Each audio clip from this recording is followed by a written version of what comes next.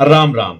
नवरात्रों में शुक्र ग्रह का उपाय जो आपके जीवन में सुख समृद्धि धन दौलत की प्राप्ति करवाने में, सुख शांति लाने में, जीवन साथी का सुख अच्छे से दिलवाने में पूरी तरह से सक्षम है। भौतिक चीजों, बढ़िया गाड़ी, मोबाइल, बंगला, कपड़े, ये सब कुछ दिलवाने में सक्षम है। लेकिन उससे पहले आप अगर इस चैनल पर नए हैं तो इसे सब्सक्राइब करना ना भूलें। जी हां, शुक्र ग्रह के पहले एक बात बताना चाहूंगा। हमारी ये जो नासिका है ना, बड़ी चमत्कारी है। खुशबू और बदबू का भेद बड़े झट से जान लेती है। जब हमें खुशबू अच्छी तरह से महसूस होती है, मतलब कि सूंघने में बड़े आराम से हमें खुशबू का भेद पता लग जाता है। मान लीजिए गुलाब का फूल, गुलाब की फूल की सुगंध हर किसी को आकर्षित करती है ना।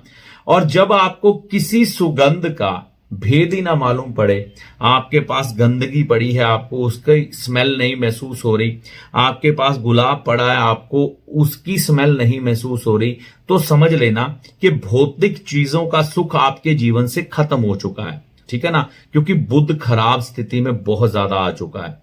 तो यहां पर जब भी हम मां लक्ष्मी का उपाय करते हैं, उसमें सुगंधित वस्तुओं का बहुत बड़ा अहम भूमिका होती है। कारण लक्ष्मी को कुंडली में खाना नंबर 7 मिला है, तुला राशि पड़ती है, वहां पर बुध का भी स्थान है। क्यों है? क्योंकि लक्ष्मी को सुगंधित चीजें पसंद है।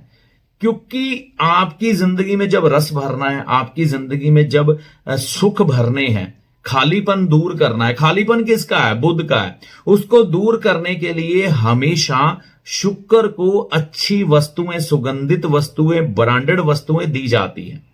तो यहां पर अब हम क्या करेंगे कि माता दुर्गा के मंदिर में नवरात्रों में सुगंधित वस्तुएं भेंट करेंगे शुक्र ग्रह का आशीर्वाद प्राप्त करने के लिए, और मां दुर्गा यानी कि बुध का आशीर्वाद प्राप्त करने के लिए, जिसके द्वारा जीवन में सुखों की बढ़ोतरी हो जाए, बढ़िया गाड़ी, बंगला, मकान, जीवन साथी का सुख मिले। अगर कोई विचारिक मतभेद भी है ना जीवन साथी से, वो भी दूर होने में ये उपाय सहायक बने। करना क्या है? गुलाब के फूल की एक माला, है ना, गुलाब के फूल की एक माला मां दुर्गा को भेंट करें फ्राइडे के दिन।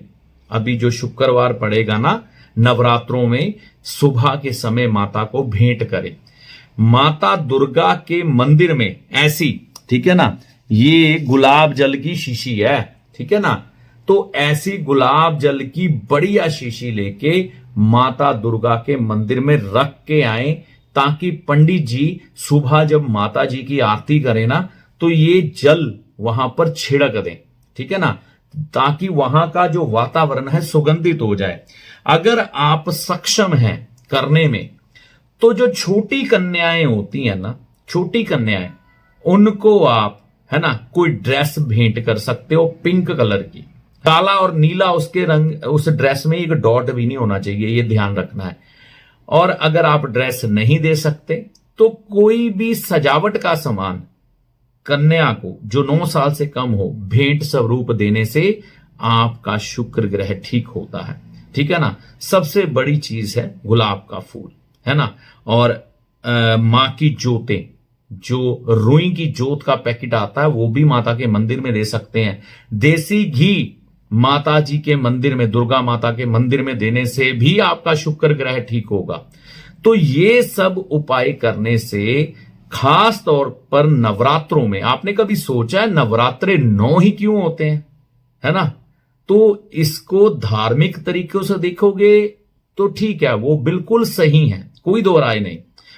माता के 9 स्वरूप हैं, है ना, लेकिन 9 ग्रह भी तो हैं।